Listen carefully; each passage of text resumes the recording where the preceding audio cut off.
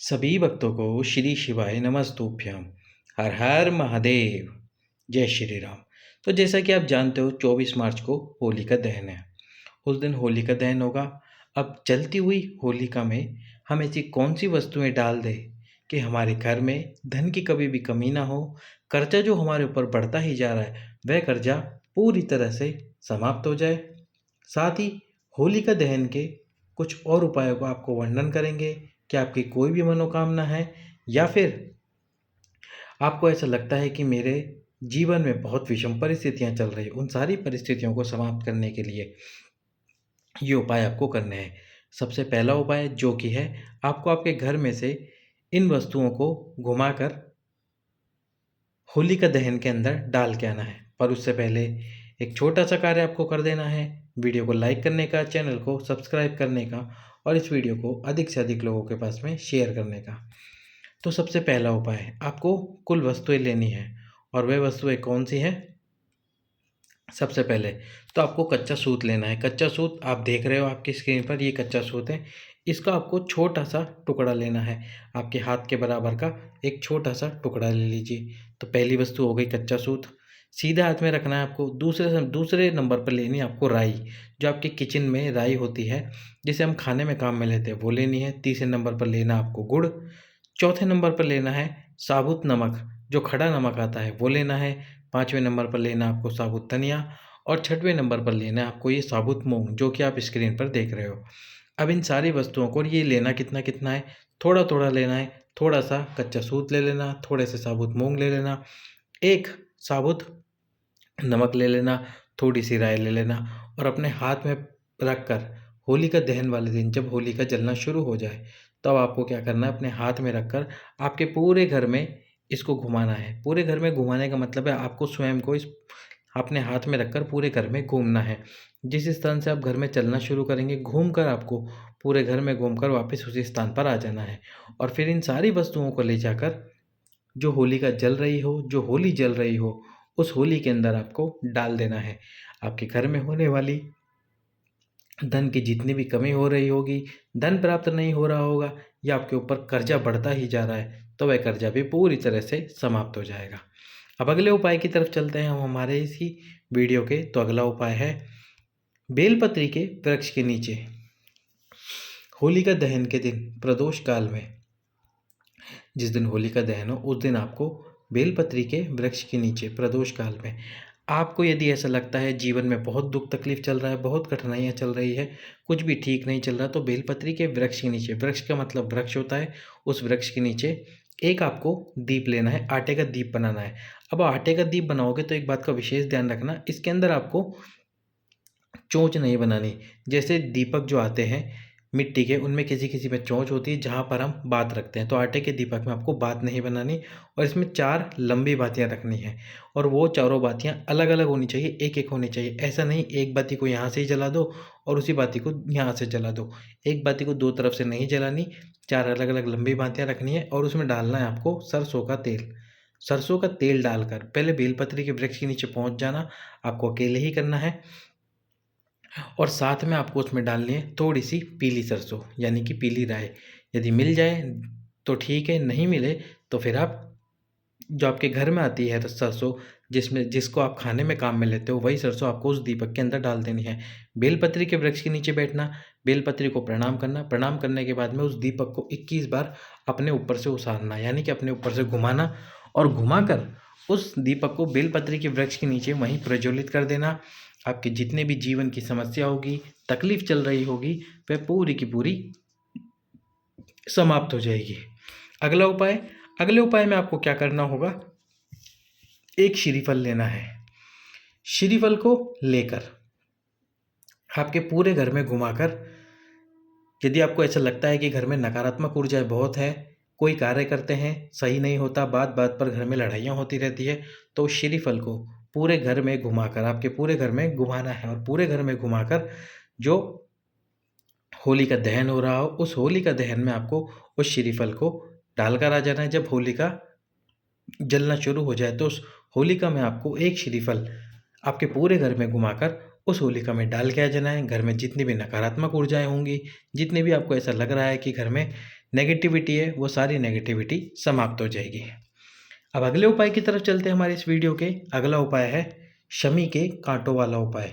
यदि आपको ऐसा लगता है कि मेरे जीवन में कांटे ही कांटे हैं, मैं सबको खुश रखता हूँ, सबको खुश रखती हूँ, पर फिर भी मेरे जीवन में इतने कांटे हैं कि मैं किसको क्या बोलूँ।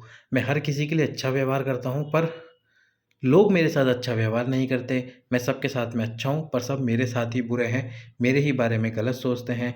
सब कुछ अच्छा करने के बाद भी कुछ सही नहीं होता।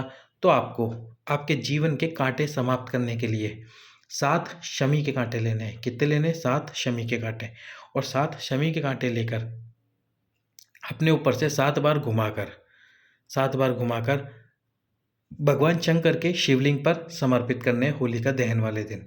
और जब आप शिवलिंग पर समर्पित करोगे तो आपको एक नाम लेना है, और वो नाम है बाबा ध्रुमेश्वर महादेव। कौन से? ध्रुमेश्वर महादेव के नाम से वो कांटे आपको, किसके कांटे? शमी के कांटे। जो शमी का वृक्ष होता है उसमें कांटे होते हैं, उसमें से आपको 7 कांटे लेने हैं, और 7 कांटे लेकर अपने ऊपर से 7 बार घुमाकर ध्रुमेश्वर महादेव के नाम से वो 7 कांटे भगवान शंकर के शिवलिंग पर समर्पित कर देने होलिका दहन वाले दिन। आपके जितने जीवन में जितने कांटे होंगे, या फिर आपको ऐसा लगता है कि मैं सबके लिए अच्छा करता हूँ, कोई मेरे लिए अच्छा नहीं करता, तो आपका शुभ कार्य शुरू हो जाएगा। सब आपके लिए अच्छा करना शुरू कर देंगे। अब अगला उपाय है मनोकामना पूर्ति का उपाय।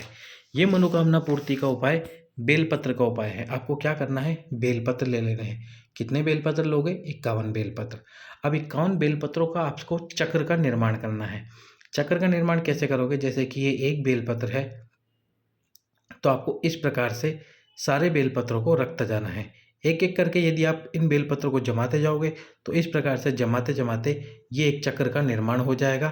सारे बेलपत्रों को एक साथ रखना है। जब ये 51 बेलपत्र आप इस प्रकार से रख दोगे, सबकी डंडी एक ही तरफ हो, और इस प्रकार से रखने के बाद में ये एक बेलपत्र का चक्र का निर्माण होगा। अब आपको क्या करना है? अपने साथ में एक कलश लेके जाना है। खाली लेके जाओ या भरा हुआ लेके जाओ। साथ में थोड़े से पीले अक्षत लेके जाने हैं।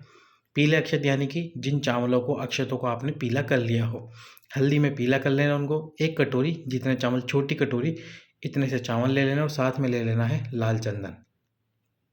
लाल चंदन और ये बेलपत्र का चक्र, और साथ में पीले अक्षत, और आपको लेके जाना है साथ में 2 रुपए। अब ये 2 रुपए क्यों लेके जाने हैं? क्योंकि आपको इस उपाय में 7 कलश जल समर्पित करना है। अब ये 7 कलश जल समर्पित करने के लिए आपको या तो जल खुद के घर से लेके जाना होगा, जो कि थोड़ा कठिन होगा, या फिर आप मंदिर में ही, जैसे आप देख रहे हो बाल्टी रखी हुई है, इसी प्रकार की बाल्टी यदि मंदिर के अंदर हो, या फिर बाल्टी ना हो, तो मंदिर का ही जल आपको इस्तेमाल करना है। और वो जल इस्तेमाल करने के लिए पहले हमको उस जल का किराया भरना होगा। तो 2 रुपए अपने साथ में लेके जाना। वो 2 रुपए किराए के रूप में पहले शिव मंदिर में रख देना, फिर आप शिव मंदिर के जल का इस्तेमाल कर सकते हो। 2 रुपए रखने के बाद आप जल का इस्तेमाल आसानी से कर पाओगे। तो ये जो बेलपत्र का चक्र आपने बनाया, अब क्या करना है? शिव मंदिर में जाना, अपने सीधे हाथ में सबसे पहले इस बेलपत्र के चक्र को रख लेना, यानी 51 बेलपत्र एक साथ अपने सीधे हाथ में रखना। अब इन बेलपत्र के ऊपर सबसे पहले आपको थोड़ा सा लाल चंदन रखना है। बीच में जब आप सारे बेलपत्र इकट्ठे कर दोगे तो ये बेलपत्र का चक्र बन जाएगा, और इसमें आपको बीच में लाल चंदन रखना है, बिल्कुल सेंटर पर थोड़ा सा लाल चंदन लगाना है। जब यहाँ पर लाल चंदन लगा दोगे, उसके बाद में आपको जो पीले अक्षत आपने कर रखे हैं, उन पीले अक्षतों को इसी के ऊपर रखना है। अब इस चक्र को अपने हाथ में पकड़ना है। बाबा से आपको आपकी मनोकामना बोलनी है। आपकी जो भी मनोकामना हो, प्रदोष काल में ये उपाय करना है। एक साथ ये सारे के सारे बेलपत्र समर्पित कर देने हैं भगवान शंकर के शिवलिंग के ऊपर।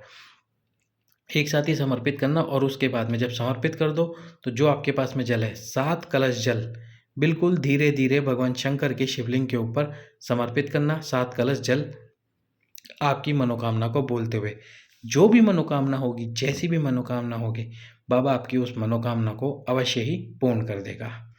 तो ये थे होली के उपाय। अब हम बताने वाले हैं आपको अंतिम उपाय। अंतिम उपाय क्या है? होलिका दहन वाले दिन आपको अबीर लेकर आना है। अबीर एक सफ़ेद कलर का पाउडर होता है जो भगवान शंकर को समर्पित किया जाता है। अब उस अबीर को लाकर क्या करना है? आपको भगवान शंकर के शिवलिंग पर समर्पित करना है। और समर्पित करने के बाद में जैसे ये शिवलिंग है, अब शिवलिंग पे आपने अबीर समर्पित कर दिया और थोड़ा-सा नहीं, पूरे शिवलिंग के ऊपर अबीर समर्पित होना चाहिए।